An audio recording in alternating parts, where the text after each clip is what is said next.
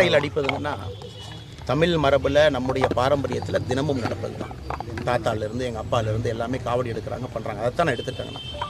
நாம் ஆண்டவனுக்கு ஒரு வேள்வியாக இதை செய்கின்றோம். ஒரு தனி மனிதனை உயர்த்தியோ புகழ்ந்தோ தாழ்த்தியோ நம்ம செய்யலாம். ஆனால் தனி மனிதனுக்காக யாரும் செய்யாதீங்க, ஆண்டவனுக்காக நம்ம செய்கிறது தான் நானும் செஞ்சுருக்கிறேன்னா. இன்றைக்கி என்னை வருத்தி கொண்டிருப்பதுன்னு சொல்கிறத விட ஆண்டவனுக்கு இதை சமர்ப்பித்திருக்கின்றோம். அந்த அறவழியில் போகிறோம். நாங்களும் தவறுகள் செய்திருக்கலாம், தெரிஞ்சோ தெரியாமலையோ. இந்த சாட்டடியை எங்களுக்கும் ஒரு பாடமாக இருக்கட்டும், அப்படி எடுத்துக்கங்க. நானும் 62 வருஷம் அரசியல் இருக்கிறேன். இதுவரையில் பகுத்தறிவுக்கு ஏற்க முடியாத ஒரு போராட்டத்தை அவர் இன்றைக்கு நடத்தியிருக்கிறார். இது மிகவும் கேலி கூத்தாக இருக்கிறது. நான் நினைக்கிறேன் அவருக்கு இப்போ எந்த பதவி இல்லை. அண்ணாமலை இன்றைய தினத்தில் எந்த பதவியும் அவர் இல்லை. யாராவது ஜோசியர் சொல்லியிருப்பாங்க போல் இருக்கு, இந்த மாதிரி நீங்கள் நேர்த்திக்கடன் பண்ணிட்டீங்கன்னா உங்களுக்கு பதவி கிடைக்கும், பெரிய பதவி, உயர் பதவி கிடைக்கும். அரசியலே தெரியாத ஒருத்தருக்கு ஒரு கோமாளியாக இருக்கணும்னாக்க அது அண்ணாமலை தான். இது இவர் எதுக்காக சட்டம் ஒழுங்கு செல்ல இவர் சவுக்கால் அடிச்சுக்கிறார்? என்ன தமிழ்நாடு சட்டம் ஒழுங்கு அண்ணாமலையா பொறுப்பு? இல்லை தமிழ்நாட்டு டிஜிபியா, இவர் தமிழ்நாட்டு சிஎம்மா, இவர் எதுக்கு அடிச்சுக்கிறார்? இதை பைத்தியக்காரத்தனமான ஒரு விஷயம், கோமாளித்தனம்னு சொல்லணும். சாட்டையால் அடிச்சுக்கிறதுங்கிறது ஒருத்தருக்கு கொடுக்கக்கூடிய ஒரு தண்டனை அல்லது பாவ விமோசனம். எனவே அண்ணாமலை செய்த தவறுகளுக்கு பாவ விமோசனத்துக்காக சாட்டையால் அடித்துக் கொண்டாரா, அல்லது அவர் ஏதாவது ஒரு தவறு செய்ததற்காக தனக்கு தானே தண்டனை விதித்துக் கொண்டு சாட்டையில் அடித்துக் கொண்டாரா என்பதுதான் கேள்வியை தவிர திராவிட முன்னேற்ற கழக அரசு எந்த பாதகமும் அவருக்கு செய்யவில்லை. அவர் ஒரு காமெடியன் என்பதை நிரூபித்துக் கொண்டிருக்கிறார். அதுதான் அரசியலில் இதெல்லாம் இப்படியெல்லாம் ஒரு அணுகுமுறை, இதெல்லாம் பரபரப்பு. இப்போ நீங்கள் ஊடகத்தில் கேள்வி கேட்குறீங்க, இதுக்கு இப்படிப்பட்ட இப்படியெல்லாம் பாஜக வளர்க்கவே முடியாது. அவர் இது மாதிரி பண்ணிக்கிட்டு இருந்தார்னா அரசியலில் ஒரு காமெடியனாகத்தான் பார்ப்பாங்க. ஒரு மிகப்பெரிய நகைச்சுவை நடிகராக அவர் இருக்கிறார். அவரை பதவி தூக்க போகிறாங்கன்னு சொல்லி பேசிக்கிறாங்க. அதனால் ஒரு வேண்டுதல் அவருக்கு. 48 நாள் விரதம் இருக்கிறாரு, அதுக்கு செருப்பு போட மாட்டார், தன்னை தானே 8 முறை அடிச்சுக்கிட்டு இந்த விரதத்தை தொடங்குறாரு. அதுதான் உண்மை. அவருக்கு மேலிடத்துலேருந்து உதவியை பார்த்து அவருடைய காத்துக்கொள்றதுக்கு அவர் விரதம் தொடங்குறார்.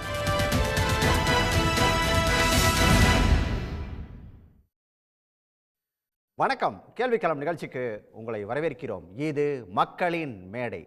தமிழக அரசியல் வரலாற்றில் இதுவரைக்கும் யாரும் செய்யாத ஒரு போராட்டத்தை தமிழ்நாடு பாஜக தலைவர் அண்ணாமலை செஞ்சு முடிச்சிருக்காரு.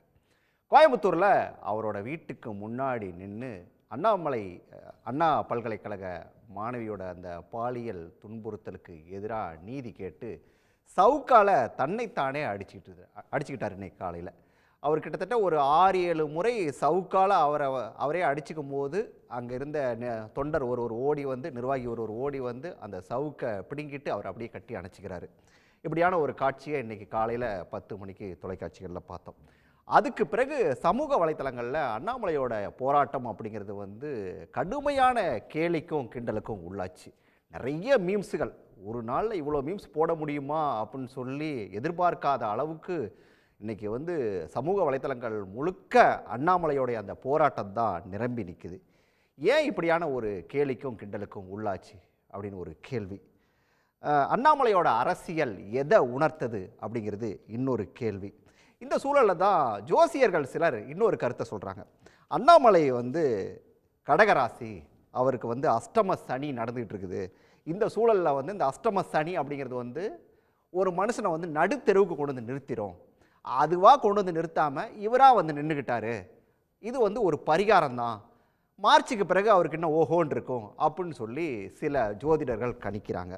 அண்ணாமலையோட இந்த போராட்டம் அப்படிங்கிறது எதை உணர்த்துது அப்படிங்கிறது தொடர்பாக தான் இன்றைய கேள்விக்கள நிகழ்ச்சியில் விரிவாக பேசியிருக்கோம். விவாதத்தில் பங்கேற்க பத்திரிகையாளர் மில்டன், அதே போல் அரசியல் விமர்சகர் நித்யானந்தன், இவர்களோடு பாரதிய ஜனதா கட்சியிலிருந்து ஜி.கே. நாகராஜ், அதே போல் அரசியல் விமர்சகர் பொன்ராஜ், இன்னும் சற்று நேரத்தில் திராவிட முன்னேற்ற கழகத்திலிருந்து அதனுடைய செய்தி தொடர்பாளர் வழக்கறிஞர் சரவணன், அதே போல் நடிகர் எஸ்.வி. சேகரும் இணைய இருக்காங்க. அனைவருக்கும் வணக்கம்.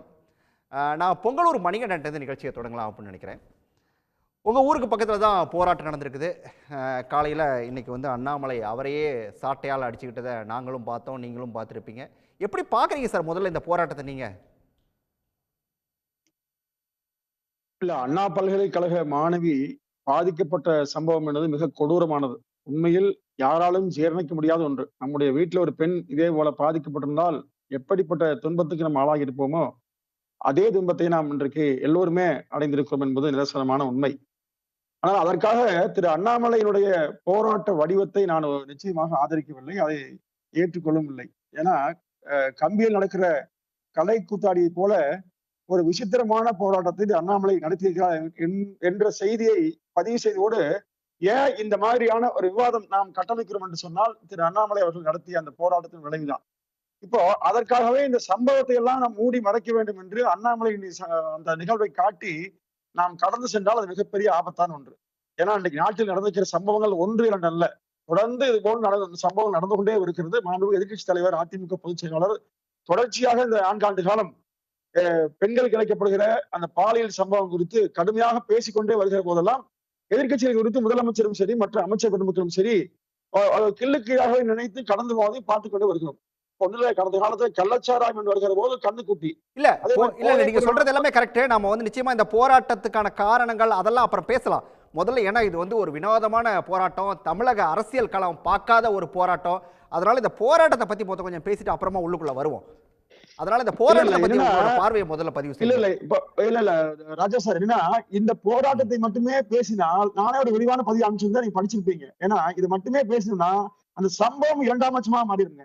அதை கடந்து செல்கிற மாதிரி அது மூடி மறைக்க. அந்த சம்பவத்தை கடந்து போக சொல்லி நான் சொல்லவே இல்லை. அந்த சம்பவம் தொடர்பா நேற்று விவாதிச்சோம், நிறைய பேசணும். நான் இன்னைக்கு அண்ணாமலையை பத்தி பேசலாம் தொடர்ந்து விவாதிக்கப்பட வேண்டிய ஒன்று. இன்றைக்கு கூட உயர்நீதிமன்றம் மிக கடுமையான கண்டனத்தை மாநில அரசுக்கு பதிவு செய்திருக்கிறது.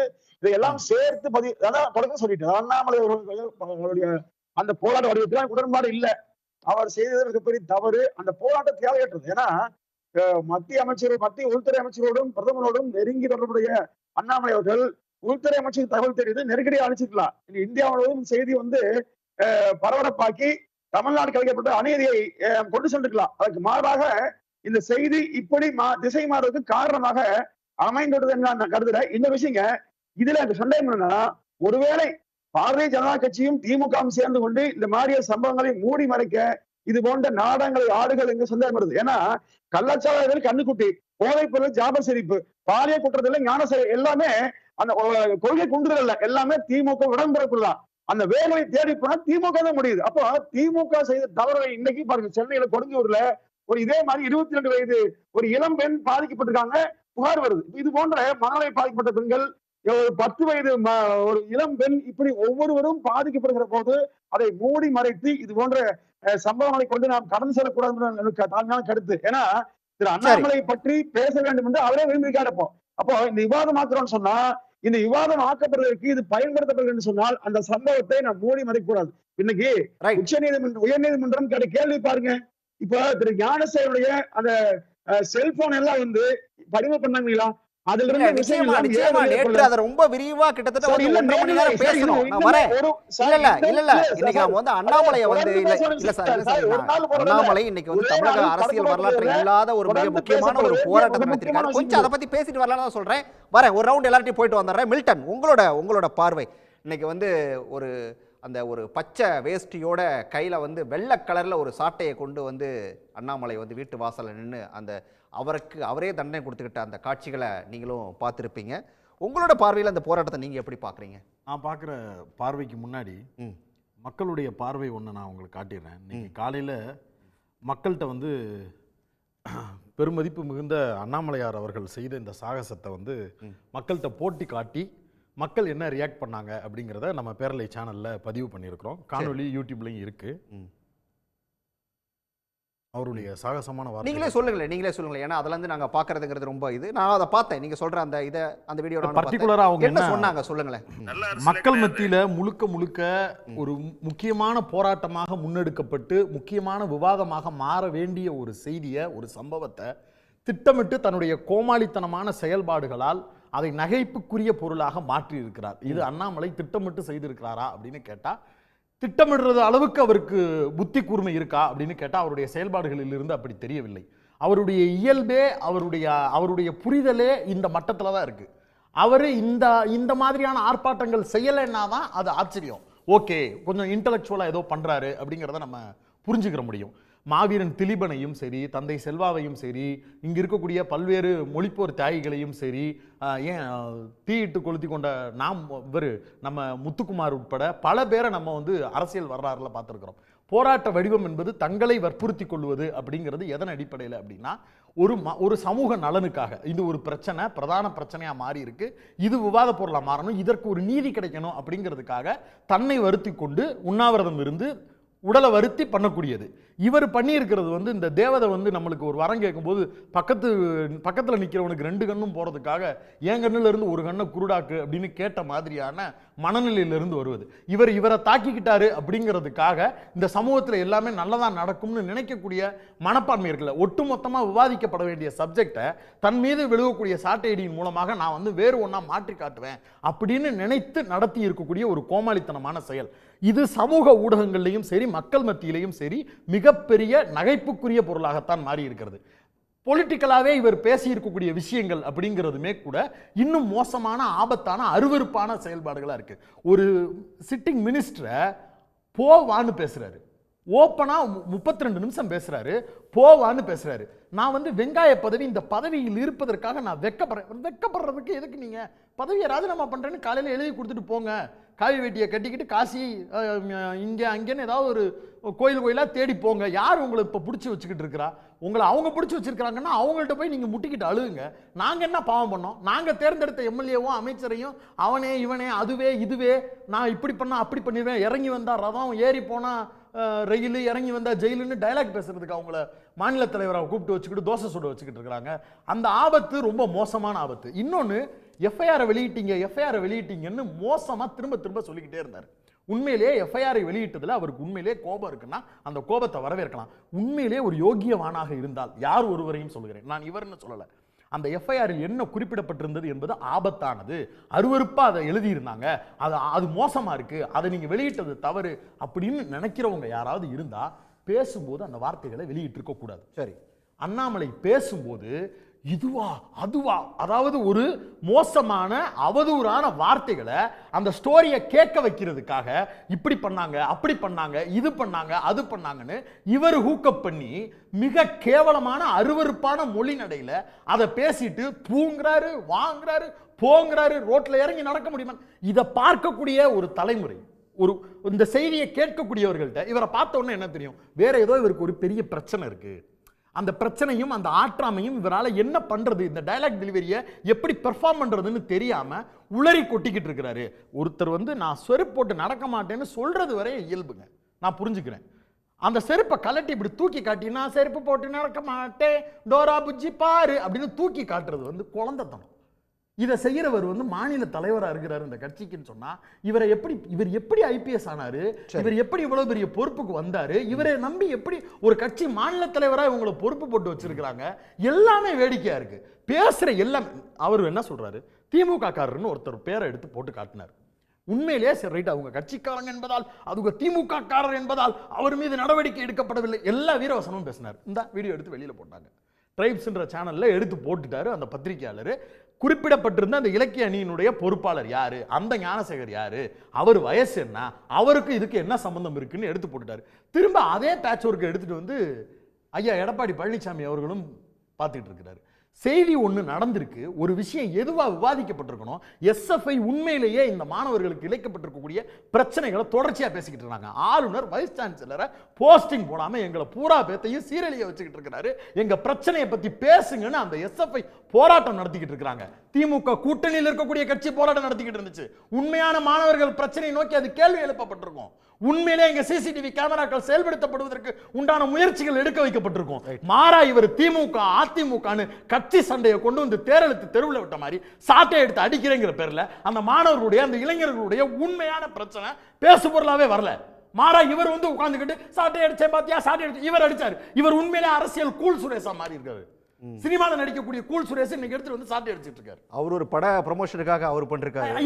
இவர் என்ன ப்ரமோஷனுக்காக பண்ணாரு? கேட்போம் அந்த நாகராஜ்கிட்ட கேட்போம். ஏன்னா நாகராஜ் தான் அந்த சாட்டையடி போராட்டத்தில் அண்ணாமலைக்கு பின்னாடி நின்றுட்டு இருந்தாரு. சார், அந்த போராட்டத்தை பற்றி பேசுறதுக்கு முன்னாடி இந்த சாட்டையை பற்றியே ஒரு பெரிய டிஸ்கஷன் போயிட்டு இருக்குது காலையிலேருந்து. இது வந்து ஃபஸ்ட்டு வந்து மாரியம்மன் கோயிலேருந்து அங்கே, அதாவது அந்த கோயம்புத்தூரில் மாரியம்மன் கோயிலேருந்து தேங்காய் நார்னால செஞ்ச ஒரு சாட்டையை முதல்ல கொண்டு வந்தாங்க. அது கொஞ்சம் ஸ்ட்ராங்காக இருந்துச்சு, அது வேண்டான்னு சொல்லிட்டு அண்ணாமலை வந்து சிங்காநல்லூரில் இருக்கக்கூடிய செல்லாண்டி அம்மன் கோயிலேருந்து கொண்டு வந்த ஒரு நூலால் ஆன சாட்டையை வாங்கி அதில் தான் அடிச்சுக்கிட்டாரு அப்படின்னு சொல்லி சொல்கிறாங்க. நீங்கள் பக்கத்தில் இருந்து பார்த்தீங்க, எந்த சாட்டையில் அடித்தார்? அங்கே கொண்டு வரப்பட்ட அந்த இன்னொரு சாட்டை இருந்துச்சுல்ல, அந்த சாட்டை எங்கே போச்சு? ஏன் சாட்டை மாறுச்சு? வணக்கம்ங்க. ரொம்ப பத்திரிக்கையாளர் மில்டன் பேசுனதை கேட்குறப்போ ரொம்ப மனசுக்கு கஷ்டமாக இருந்ததுங்க. அந்த நிகழ்ச்சி அவர் அறிவிச்ச உடனே நாங்கள் எல்லாரும் சொன்னோம், ரொம்ப மனவேதனையோடு சொன்னோம், வேண்டாம் இது வந்து ஒன்றும் அடி, ஏன்னா அந்த கசையடிங்கிறது சாதாரணமானதல்ல, நிச்சயமா ரொம்ப வலி. அது அடிச்சதுக்கு அப்புறம் பார்த்தீங்கன்னா ஒரு உடம்பெல்லாம் ஒரு மணி நேரத்துக்கு மருந்து போட்டார், அந்த அளவுக்கு அடி. எப்படி ரெட்டிஷ் ஆயிடுச்சா சார்? ரொம்ப ரெட் ஆயிடுச்சு அந்த இடம்லாம். ஏன்னா நாங்க முதல்ல பார்க்க முடியல. நான் கேக்குறேன், நான் சீரியஸா கேக்குறேன், நான் வந்து விளையாட்டுக்கெல்லாம் கேட்கல. நான் இல்ல காயமாயிடுச்சுங்க. இல்ல நீங்க நாகராஜ் உங்களோட கருத்தை நீங்க முழுமையா சொல்லுங்க, நிச்சயமா அனுமதிக்கிறேன். இது உங்களுக்கான நேரம், நீங்க பேசலாம். நான் அந்த சாட்டைய பத்தி கேட்டேன், நீங்க ரொம்ப சீரியஸா சொல்லிட்டு இருந்தீங்க. கண்ணுல கண்ணீரோட பேசுறேன், கண்களில கண்ணீரோட பேசுறேன், கண்ணுல கண்ணீரோட பேசுறேன் மிஸ்டர் ராஜா. இரவெல்லாம் அவர் நாங்க வேண்டான்னு சொன்னோம், தடுத்து பார்த்தோம். அவர் ஒரே ஒரு கேள்வி கேட்டார். கடந்த 3 ஆண்டுகள்ல போராடிய போராட்டம் கொஞ்சம் நெஞ்சம் இல்லை. பல்வேறு விஷயங்கள், வேங்கை வயல் இருந்து, பல கற்பழிப்புகள் இருந்து, பல பிரச்சனைகள் இருந்து தொடர்ச்சியா நாங்க போராடுறோம். கோயம்புத்தூர் தீவிரவாதிகளுக்கு கொடுக்கப்பட்ட மரியாதையில் இருந்து நாங்க தொடர்ச்சியா போராடுறோம். கைது செஞ்சு அடைச்சு கொண்டு போய் 9 மணி வரைக்கும் வச்சிருக்கிறாங்க. ஒண்ணு நான் பேசி முடிச்சிடறேன். என்னதான் பண்றது? நான் வந்து ஒரு அரசு அதிகாரியா இருந்து ஐபிசியா இருந்து வெளியே வந்தது காரணமே ஒரு பெண் கற்பழிக்கப்பட்டது தான். அதுல இருந்து வெளியே அரசியலுக்கு வந்து தூய்மைப்படுத்தணும்னு வந்திருக்கிறேன். ஆனா 3 ஆண்டு காலம் என்னுடைய போராட்டம், என்னால எவ்வளவு போராடினாலும் இந்த ஜனநாயகம் என்பது தவறாக பயன்படுத்தப்படுகிறது. இந்த ஜனநாயகத்தை சிலர் தவறாக தொடர்ந்து பயன்படுத்தி கொண்டிருக்கிறார்கள். ஓட்டு அரசியல், இந்த ஓட்டு அரசியலை சிலரை கையில் வைத்துக் கொண்டு தொடர்ச்சியான தவறாக இந்த நடைபெறுகின்ற இதை வந்து நான் எப்படி யார்கிட்ட போய் முறையிடுறது? நான் ஃபைல்ஸ் கொடுத்தேன், ஊழல் குறித்த ஃபைல்ஸ் கொடுத்து பார்த்தேன், நடவடிக்கை எடுத்தாங்க, நீதிமன்றத்தில் போய் தடை வாங்குறாங்க. சட்டம் சாதகமாக இருக்குது, ஏற்றுக்கொள்ளக்கூடியதுதான். எத்தனை நாளைக்கு? இன்னைக்கு ஒரு பெண் 13 முறை தொடர்ந்து பலர் பாதிக்கப்பட்டிருக்கிறாங்க. அதை எந்த மீடியாக்களும் பேச தயாரா இல்லை. பேசினாலும் அதை பற்றி தொடர்ந்து அடுத்த விஷயத்துக்கு போயிடுறாங்க. பாப்கார்னுக்கு ஜிஎஸ்டி போட்டதை பற்றி டிஸ்கஸ் பண்றாங்க. தொடர்ச்சியா மத்திய அரசு நிதி தரல, இதுதான் விவாதமா இருக்குது. போதைப் பொருள் கலாச்சாரம் தலைவிரித்து ஆடுகிறது. போராட்டத்திற்கு பல்வேறு வழிமுறைகள் இருக்குது. ஆனா அவரையே அவர் அடிச்சுக்கணும், சவுக்கால அடிச்சுக்கணுங்கிறதுக்கு என்ன சொன்னாரு காரணம்? அப்போ உங்ககிட்ட நீங்க கேட்டீங்கன்னு சொல்லி சொன்னீங்களா, என்னதான் சொன்னாரு? இல்ல நான் கேட்டேன். அவர் சொன்ன ஒரே விஷயம் இல்லைங்க, நான் இரவெல்லாம் அவர்கிட்ட பேசினேன், காலையிலையும் கூட போய் சமாதானப்படுத்தினேன், வேண்டான்னு சொல்லி பார்த்தேன். ஆனா அவர் சொன்ன ஒரே ஒரு காரணம், இந்த கடவுள், நாம நம்புறது கடவுளை நம்புறோம், எல்லாம் முடியலங்கிறப்ப கடைசியில் நான் போய் நிற்கிற ஒரே இடம் கடவுள் தான். அந்த கடவுள்கிட்ட நான் முறையிடுறேன். இந்த ஆன்மீக பூமியில எத்தனை காலம்தான் இப்படி ஒரு நிகழ்வு தொடர்ந்து நடந்து கொண்டு இருக்கும்? என்னதான் வழி? ஜனநாயகத்தின்படி தேர்வு செய்யறாங்க, 40 எம்பிக்கள் வரீங்க, எம்எல்ஏக்கள் வரீங்க. பட் இவ்வளவு விஷயங்கள் நடக்கிறப்போ இதற்கு என்னதான் மாற்று? யாருதான் சரி செய்வான்? ஸோ எனக்கு தெரிஞ்சது நான் உங்களை எல்லாம் சிரமப்படுத்துறேன். நீங்கள்லாம் கூட வரீங்க, சிறைக்கு போறீங்க, இரவெல்லாம் உழைக்கிறீங்க, எத்தனையோ பெண்கள் சிறைக்கு போறாங்க, தொடர்ச்சியா போராடுறீங்க, ஆடு மாடு பட்டில் அடைக்கிற மாதிரி உங்களை அடைக்கிறாங்க. இப்போ தமிழக ஆளுநர், முன்னாள் ஆளுநர் வந்து தள்ளி கொண்டு வண்டியில் ஏற்றுறாங்க. நீங்க எல்லாம் போராடுறீங்க, எதற்காக போராடுறீங்க? ஆனா சவுக்கில் அடிக்க வேண்டியவர்கள் பலர் இருக்கிறாங்க, அவங்களை அடிக்க முடியல, சட்டத்தில் இடம் இல்லை. என்னை நான் அடித்துக் கொள்கின்றேன், தமிழக மக்கள் பார்க்கட்டும். வரும் 2026 இதை பார்த்து மக்களுக்கு ஒரு நியாயம், உண்மை தெரியாதா? ஏன்னா நீங்க நான் வந்து ஒரே ஒரு விஷயம் சொல்றேன், முடிச்சிடுறேன் ராஜா. நீங்க ஒரு சவுக்கு உரிச்சு கேட்டீங்க, எந்த சவுக்கா இருந்தாலும் வாங்கிட்டு வாங்க, அடி பலமாக விழுக்கக்கூடிய சவுக்காக இருக்க வேண்டும் என்று எங்க தலைவர் சொல்லி அனுப்பிச்சாருங்க. நான் கூட நேற்று ஃபுல்லா அவர் கூட இருந்தேன். சொன்ன உடனே மாவட்ட தலைவர் உடனடியா அவர் அந்த சமுதாயம், நீங்க அடிப்பாங்க, ஏஸ்கோ தீஸ்கோன்னு அடிப்பாங்க, அந்த சமுதாயத்தை சார்ந்தவர். அவர் உடனடியாக அவர் வந்து வாங்கிட்டு வந்து அந்த சவுக்கை கொடுத்தார். அவர் கையில் கூட பார்க்கல. காலில் எந்திரிச்சார், சாமி கிட்ட போய் வச்சு புட்டு வச்சார். புட்டு வச்சு நேரா கொண்டு வந்து நேரா இப்போ சமூக வலைதளங்கள்ல 2 சவுக்க காட்டுறாங்க. ஒன்னு வந்து ஒரு மாதிரி மஞ்சளா தேங்காய் நார்ல வந்து ஆனது மாதிரி இருக்குது, இன்னொன்னு வந்து கயிறு இப்ப அவர் அடிச்சிட்டு இருக்காரு இல்லையா, அது வந்து வெள்ளை கலர் ஆகுது. அப்ப அந்த சவுக்கு எதுக்காக வந்து இந்த சவுக்கு எப்படி எப்படி 2 சவுக்கு வந்தாரு? அதெல்லாம் சப்ஜெக்ட் இல்ல சார், அதெல்லாம் இல்ல, அதெல்லாம் நான் அதை மறைச்சிட்டேன். அதெல்லாம் இல்லை, அது மாதிரி இல்லை, ஒரே சவுக்கு தான், அப்படிலாம் கிடையாது, ஒரே சவுக்கு தான். அதில் வந்து சார் அதில் வந்து நீங்கள் காம்ப்ரமைஸ் கிடையாது சார். இப்போ நாங்கள்லாம் ஏன் வேடிக்கை பார்த்தோம்னா, அவர் தன்னை வரித்து கொள்ள வேண்டும், காலில் செருப்பு போடக்கூடாதுங்க ஒரு முடிவு எடுத்துட்டாரு. தவம் அது, தவம், இந்த தமிழ்நாட்டை காக்கின்ற தவம் அது, வேற ஒன்றும் கிடையாது சார், தவம் அது. நானும் ஏற்றுக்குவேன், நானும் விரதம் எடுத்துருக்கிறேன். அழகு குத்துறாங்க நிறைய பேர், நான் முடிச்சிடறேன். இப்போ நீங்கள் உங்கள் கருணாநிதி அவர்கள் மஞ்சத்துண்டு போட்டார், நான் கேட்குறேன் எதுக்காக மஞ்சத்துண்டு போட்டீங்க? பஜனை பாடு நீங்க சமாதியில டிங் டிங் டிங் டிங் எதுக்காக நீங்க பஜனை பண்ணீங்க? தைரோட வச்சீங்க, எதுக்கு தைரோட வச்சீங்க? நியூஸ் பேப்பர் வச்சீங்க, எதுக்கு வச்சீங்க? காசியில போய் கருமாதி பண்ணீங்க, எதுக்கு பண்ணீங்க? யார் கருணாநிதி கருமாதி கேட்டாரா? எதுக்கு கருமாதி பண்ணீங்க? ஏன் நீங்க பண்ண நியாயமா அது? நீங்க பண்ண நியாயம் இல்ல. திருச்செந்தூர்ல போய் சூரசம்ஹாரம் பண்ணீங்க, ஏன் இங்க இருக்கிற மாசாணியம்மன் கோயிலுக்கு வந்து சாமி கும்பிட்டீங்க? நீங்க செஞ்சா நம்பிக்கை, நாங்க செஞ்சா கேலி கூத்து இல்லையா? கடவுள் நம்பிக்கையை இல்ல இல்ல ஒரே ஒரு செகண்ட் உங்களோட நம்பிக்கையை யாரு சொல்றாரு? இல்ல அவர் தெளிவு ராஜா ராஜா என் பேச்ச முடிங்க. லென்மிக்கு அவர் என்ன சொல்றாரு? முருகன் கிட்ட நான் வேண்டுதல் வைக்கிறேன், 48 நாட்கள் நான் போறேன், கடவுள்கிட்ட வேண்டுதல் வைக்கிறேன், தமிழ்நாடு காப்பாற்றப்பட வேண்டும் என்று வேண்டுதல் வைக்கிறேன், எனக்கு வேறு வழி இல்ல. கலக்கற்ற கனிவு வள கொள்ளை, கணக்கற்ற போதைப் பொருள், நியாயமே இல்ல, தர்மம் காணாமல் போய்விட்டது, செயல்பாடற்று போய்விட்டது. சரி, நாம தொடர்ந்து பேசலாம். நடிகர் எஸ்.வி. சேகர் இருக்கார் சார், அவர்கிட்ட ஒரு சின்ன கருத்தை மட்டும் வாங்கிட்டு நான் திரும்ப உங்ககிட்ட தான் வரேன். நாகராஜ், எஸ்.வி. சேகர் சார் வணக்கம். இன்னைக்கு அண்ணாமலை நடத்தின அந்த வினோதமான அந்த சாட்டை அடி போராட்டத்தை நீங்க எப்படி பாக்குறீங்க? இப்போ அத உங்களுக்கு முன்னாடி சற்று முன்னாடி பேசின பாஜகவுடைய செய்தி தொடர்பாளர் நாகராஜ் சொன்னாரு, தமிழ்நாட்டை காக்கின்ற தவம் இது, அதற்கான ஒரு முயற்சி இது அப்படின்னு சொல்லி சொன்னார். நீங்கள் எப்படி இந்த போராட்டத்தை பார்க்குறீங்க சார்? தமிழ்நாட்டை காக்கணும்னா ரொம்ப சிம்பிளுங்க. அவர் தலைவர் பதவியை ராஜினாமா பண்ணிட்டு போயிட்டாலே தமிழ்நாடு காக்கப்படும். அதில் ரொம்ப சிம்பிள். தவிர வந்து ஒவ்வொருத்தருக்கும் யாரும் கடவுள் நம்பிக்கையெல்லாம் இதில் கேலி பண்ணவே இல்லை. கடவுள் நம்பிக்கையெல்லாம் இதில் யாரும் கேலி பண்ணலை. ஆனால் ஒரு கட்சி எப்படி நடத்தப்பட வேண்டும் என்பதற்கு மிக தவறான முன்னுதாரணம். நாளைக்கு அப்புறம் நாங்கள் வந்து எதிர்க்கிறோன்னு சொல்லி மண் சோறு சாப்பிட்றேம்பாங்க. மண் சோறு சாப்பிட்றதுக்கு உயர்ந்த ஒரு கடவுளுக்கு உண்டான நைவேத்தியத்தை செய்கிற மாதிரி விஷயம். ஆனால் அதை அரசியலில் கொண்டு வந்துட்டு, அதாவது எப்படி மதத்தையும் ஜாதியையும் அரசியலுக்குள்ளே கொண்டு வந்து ஓட்டு வங்கியாக மாற்ற முயற்சி பண்ணுற மாதிரி தான் இந்த மாதிரி விஷயங்கள். அண்ணாமலைக்கு என்னமோ பெரிய கடவுள் நம்பிக்கை இருக்கிற மாதிரிலாம் எனக்கு தெரியல. அவர் வந்து நேற்றுக்கு தானே ஆரம்பித்தார் ராத்திரி. அப்போ 48 நாள் விரதம் இருந்துட்டு அப்புறம் அடிச்சுக்க வேண்டியது தானே. ஏன் இன்றைக்கி கார்த்தாலேயே அடிச்சுக்கணும்? யாராவது விரதம் இருந்த அன்றைக்கே டபார்னு அடிச்சுப்பாங்களா?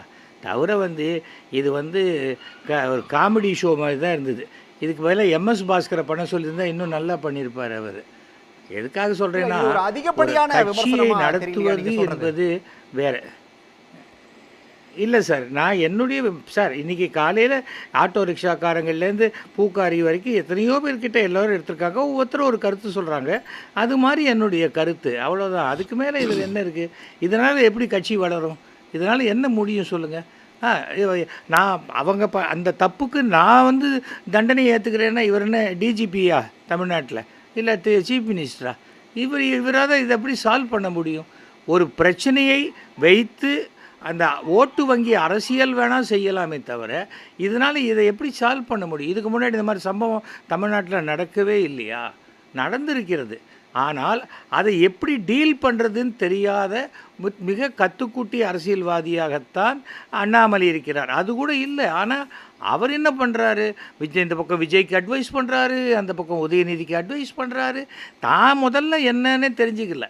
தான் 2ஆம் கிளாஸ் கூட படிக்காதவங்க எல்லாம் எம்எல்ஏ ஆனவங்க, மக்களால் தேர்ந்தெடுக்கப்பட்டவங்க, மந்திரி ஆனவங்க. ஒரு மீட்டிங் போட்டால் 8 லட்சம் பேர் வரவங்க. இவர் சவுக்கால் அடிச்சுக்கிறதுக்கு 4 பேர் நிற்கிறாங்க பின்னாடி. ஒரு மாநில தலைவர் அடிச்சுக்கிட்டால் ஒரு 1000 பேராவது வர வேண்டாமாங்க? அந்த ஸ்ட்ரென்த்தே இல்லையே இவர்கிட்ட.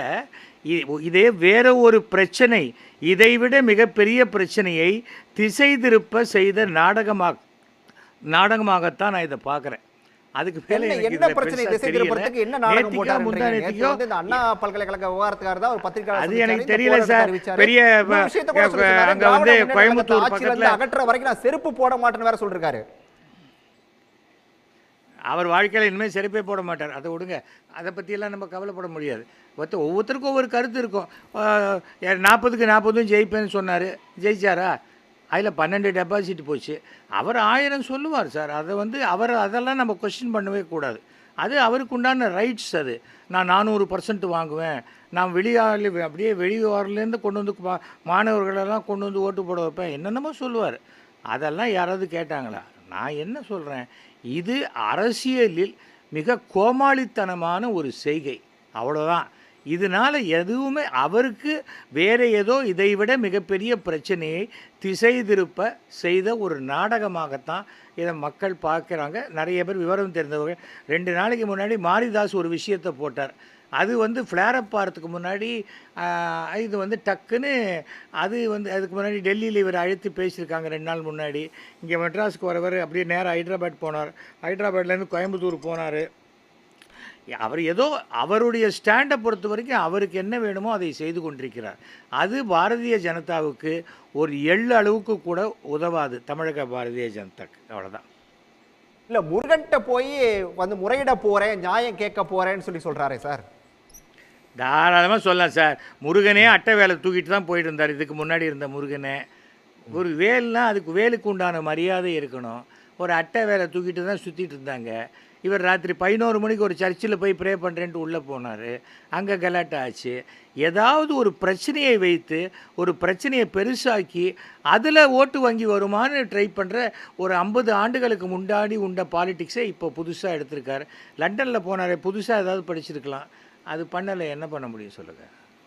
சரி, இந்த சவுக்கடி போராட்டம் ஏதாவது ஒரு வகையில் அண்ணாமலைக்கு கை கொடுக்குமா? உங்களோட பார்வையை நிறைவாக சொல்லிடுங்க.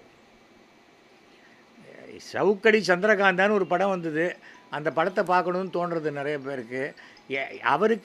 அவர் இன்னைக்கு அவரோட பேசினா தான் தெரியும், நாம் போட்ட திட்டம் வெற்றி, மக்களை திசை திருப்பியாச்சு அப்படின்னு முதுக தடவிக்கினே வேணால் சொல்லலாமே தவிர அதற்கு மேலே ஒன்றுமே இதில் பெரிய எந்த விஷயமுமே அது இன்கம் டேக்ஸ் ரெய்டாக இருக்கட்டும், இடியாக இருக்கட்டும், எதுவாக இருக்கட்டும், இன்றைக்கி வேணால் மறைக்கலாமே ஒழிய அதெல்லாம் டாக்குமெண்டல் எவிடன்ஸோட ஒரு பிரச்சனை வந்திருக்கு. அது முடிகிற வரைக்கும் அந்த பிரச்சனை போகாது. மாரிதாஸ் விஷயம் இன்றைக்கி எடுக்கலாம், இன்றைக்கி மறைக்கலாம், நாளைக்கு மறுபடியும் அது வெளில வந்து தான் தீரும். பத்திரிகைகள்ங்கிறது பெய்டுங்கிறது சில பேர் இருக்காங்க. அவர் தன்னை ஒரு ஒசத்தி அண்ணாமலையை தவிர இந்தியாவில் உலகத்தில் யாருமே அரசியல் தலைவர் கிடையாதுன்னு சொல்கிறதுக்கு மாதம் 1 கோடி ரூபா கூட அவர் செலவழிக்கலாம், இல்லை 5 கோடி கூட செலவழிக்கலாம். ஆனால் அதில் 10 பைசா கூட வாங்காத ஒருத்தர் நேர்மையான ஒரு விஷயத்தை போட்டது தான். அதனால் என்றைக்குமே வந்து போய் தான் கிருன்னு சுற்றி வரும். கொஞ்சம் உண்மை கொஞ்சம் ஸ்லோவாக தான் வரும். ஆனால் உண்மை தான் முயல் ஆமை கதை மாதிரி, அந்த ஆமையாக இருந்தாலும் உண்மை தான் ஜெயிக்கும். ரைட், நன்றி சார் உங்களுடைய கருத்துக்கு. அவருக்கு அதிர்ச்சி அளிக்கக்கூடிய ஏதோ ஒரு தகவல் டெல்லியில் கிடைச்சிருக்கு. சரி சரி, நன்றி சார், நன்றி நன்றி. இந்த போராட்டம் அப்படிங்கிறதே திசை திருப்பக்கூடிய முயற்சி, வேற ஒரு விஷயத்தை திசை திருப்பறதுக்கான முயற்சி அப்படின்னு சொல்றாரு. நீங்க இந்த போராட்டத்தை எப்படி பார்க்குறீங்க? முதல்ல சன் செய்திகள் தொலைக்காட்சி நேயர்களுக்கு என்னுடைய பணிவான வணக்கத்தினை தெரிவித்துக் கொள்கின்றேன். எஸ்வி சேகர் அவர்கள் பேசியதை கேட்டேன். காமெடி அப்படிங்கிறார் அண்ணாமலை செய்தது. இல்லை, அவர் மட்டும் சொல்லலை. இன்னைக்கு காலையிலேருந்து சோஷியல் மீடியா முழுக்கவே இதுதான் போயிட்டு இருக்கு. இப்போ பேசுனது தாங்க பேசுகிறேன். உலகத்தில் என்ன நடக்குது எனக்கு என்னங்க இருக்குது, இப்போ இங்கே பேசுகிறது தான் நான் பேசிகிட்டு இருக்கேன். அவர் ஒரு காமெடியன், அவருக்கு போட்டியாக வேறு ஒருத்தர் வந்து விடுவாரோ என்ற பயத்தில் கூட அவர் பேசியிருக்கலாம். ஆனால் அண்ணாமலை சத்தியமாக உங்கள் சினி ஃபீல்டுக்கோ நாடகத்துக்கோ வரமாட்டார். அதனால் அவர் தைரியமாக உட்காரலாம். அவருக்கு போட்டியாக அண்ணாமலை இருக்க மாட்டார். காமெடியில் பெஸ்ட்டு காமெடியன் எஸ்வி சேகர் அப்படிங்கிறது எல்லாருக்கும் தெரியும். சரிங்களா? அவர் காமெடியன் சொன்னா அவருக்கு அது காம்ப்ளிமெண்ட். பெஸ்ட் காமெடியன் அவர் சொன்னா I am complimenting him. He is my best friend. I am complimenting him. சரி சரி. He is very close to me. Ask him. Okay வாங்க. கடவுள்கிட்ட தீச்சட்டி ஏந்துறாங்க. இது எல்லாம் இந்த நாட்டில் இருக்கக்கூடிய மண் சோறு சாப்பிட்றாங்க. இதெல்லாம் இந்த நாட்டில் இருக்கக்கூடிய பழக்கங்கள். அப்படிதான் இந்த சவுக்கடியும். இந்த சவுக்கடி இன்றைக்கு விவாதமாக மாறி இருக்கிறது என்று சொன்னால் இதனுடைய சக்தி எவ்வளோ பெருசுன்னு பாருங்கள். நீங்கள் கோமாளியாக பார்க்கலாம். மக்கள் கோமாளி இல்ல இல்ல இல்ல நாங்க யாரும் அப்படி மக்கள் பார்க்கல. நான் கோமாளி பார்க்கல. இல்ல. நான் கோமாளியெல்லாம் பார்க்கல. மக்கள் கோமாளி அண்ணாமலை ஒரு வித்தியாசமான தமிழக அரசியல் வரலாற்றுல ஒரு வித்தியாசமான போராட்டத்தை நடத்திருக்காரு தான் நான் சொல்றேன். நான் கோமாளியெல்லாம் பார்க்கல. நீங்க தான் அந்த வார்த்தையை பயன்படுத்துறீங்க. இல்ல இப்ப சொன்னாங்க இல்லையா கோமாளி கோமாளின்னு. யார் கோமாளிங்கிறது மக்கள் 26ல காட்டுவாங்க. சரி. இது வந்து கோமாளித்தனம் இல்ல. சவுக்குல அடிச்சுக்கிறதுங்கிறது நம்ம நாட்டுல தெருவுல போறோம் சவுக்குல அடிச்சிட்டு கூட போவான். இல்ல சார், தெருவுல போறவங்க சவுக்குல அடிச்சிட்டு போறதுங்கிறது ஓகே சார். ஒரு எப்படி வேணா அவர் சாரிங்க. நீங்க என்ன ஒரு கட்சியோட மாநில தலைவர். ஆமாங்க.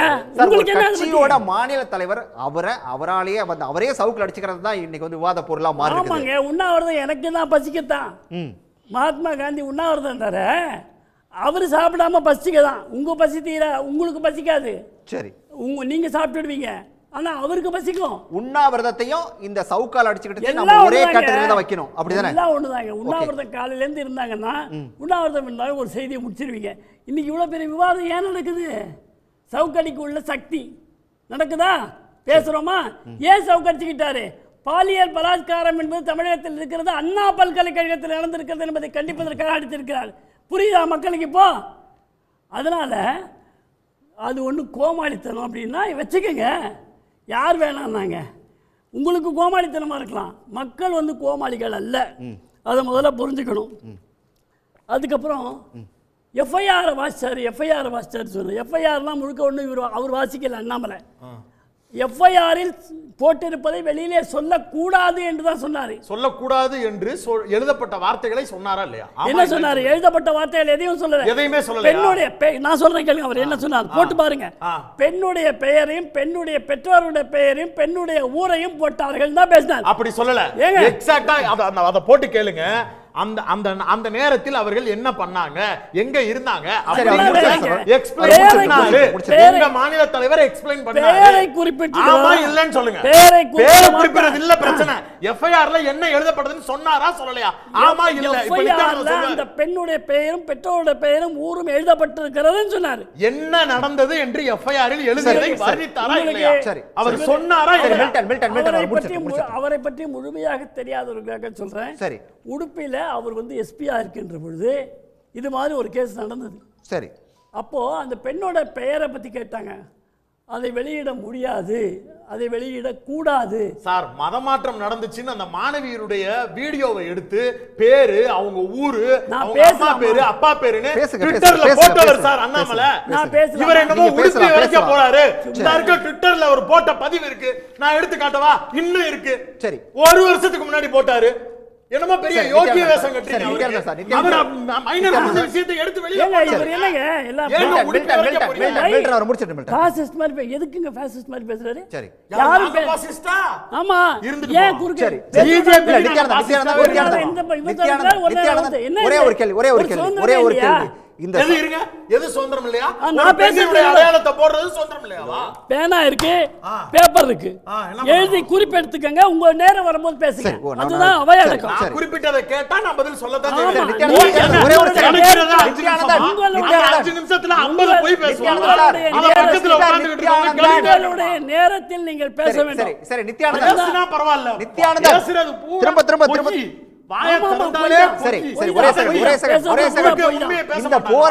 இந்த போராட்டம் அப்படிங்கிறது பெரிய அளவுல கை கொடுத்திருக்குது. இந்த போராட்டம் பெரிய அளவுல கை கொடுத்திருக்குது. பெரிய அளவுல தாக்கத்தை ஏற்படுத்தியிருக்கு. தங்களுடைய ஆதங்கத்தை ஒரு பெண்ணுக்கு இப்படி கொடுமை எடுத்திருக்கிறது என்பதை மக்களுக்கு எடுத்து இந்த போராட்டம் வெற்றி வாக்கு எல்லாம் இல்லைங்க. சரி.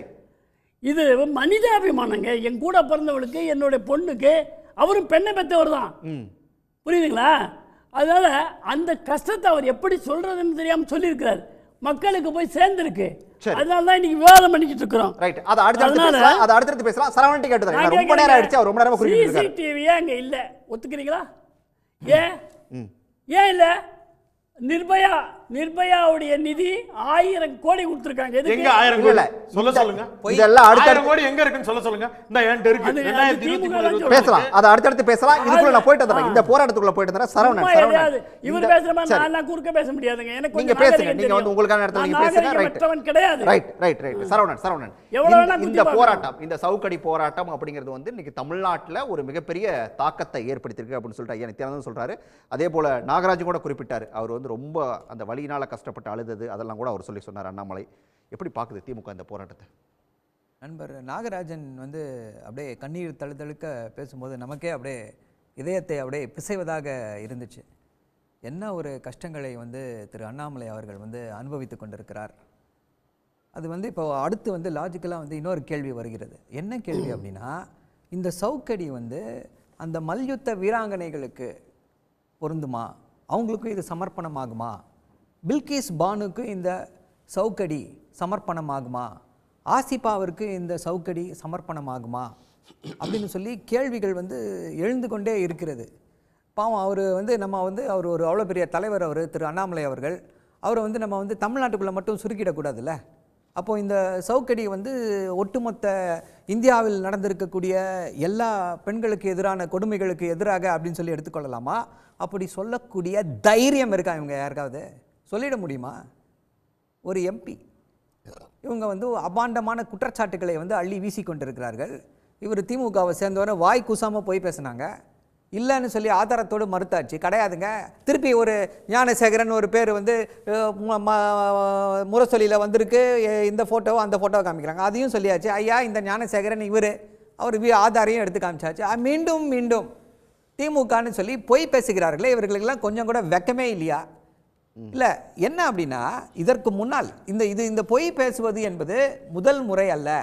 இப்படி எந்த குற்றம், பிண அரசியல், வெக்கங்கெட்ட பிண அரசியலை செய்து கொண்டிருப்பது யார் அப்படின்னா பாஜகவும் அவங்களுடைய தலைவரும். இதுக்கு முன்னாடி நண்பர் சொன்னார் லாவண்யா மரணத்தை பற்றி.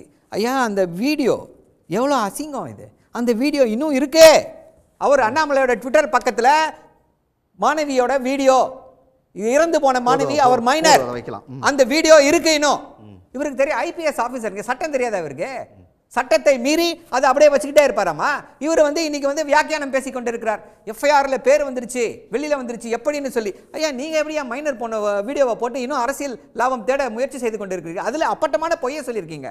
இப்போ உச்சநீதிமன்றம் குட்டு வைத்து விட்டது. உச்சநீதிமன்றம் தெளிவாக சொல்லிடுச்சு, சிபிஐ விசாரணையில் லாவண்யா மரணத்தில் வந்து எந்த விதமான மத மாற்றமும் கிடையாதுன்னு சொல்லிட்டு. இப்போவாது மானத்தோடு ரோஷத்தோடு அது இருந்துச்சு அப்படின்னா இந்த ட்வீட்டை டிலீட் பண்ணணும்ல, மன்னிப்பு கேட்கணும்ல தமிழ்நாட்டு மக்கள்கிட்ட.